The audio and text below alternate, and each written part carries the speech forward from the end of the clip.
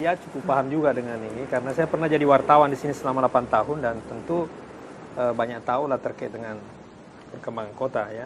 Saya pernah jadi komisioner KPU seperti Pak Pahir yang tiap hari kerjanya keliling ke bawah ya sampai ke lorong-lorong dan bertemu dengan para penyelenggara pemilu.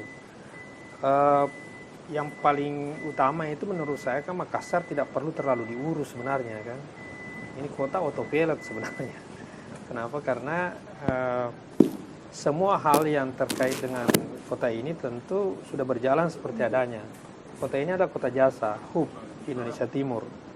Jadi tentu hal itu membuat para pemimpinnya sebenarnya hanya perlu punya manajemen yang baik ya saja terkait dengan itu, dan tidak perlu terlalu banyak berbagai program yang digembar-gemborkan lalu kemudian tetapi kemudian banyak yang tidak terlaksana dengan baik.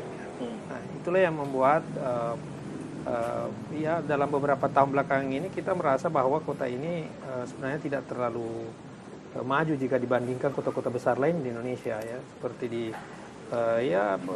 Surabaya utamanya yang dulu sebenarnya jauh lebih bagus daripada kita, sekarang ya jelas mereka jauh lebih bagus dari Makassar ya, karena pemimpinnya memang berada pada posisi itu. Kita melihat misalnya Ibu Risma hari ini kan bagaimana caranya memimpin Surabaya dengan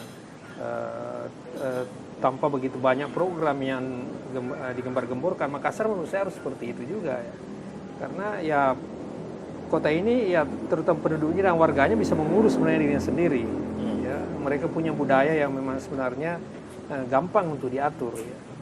Nah, cuma kan seorang pemimpinnya ya harus hanya pintar mengarahkan saja bahwa Anda harus misalnya masalah kebersihan seperti ini, Anda harus seperti ini. Tidak perlu lagi dipaksa-paksa mereka terkait dengan berbagai persoalan kebersihan dan misalnya kemacetan dan lain-lain. Warga Kota Makassar gampang sekali diatur ya. Nah, itu menurut saya seorang Makassar dalam mengendalikan Makassar ke depan ini tentu tidak perlu terlalu banyak berbagai program yang harus dimunculkan dan sebagainya gitu.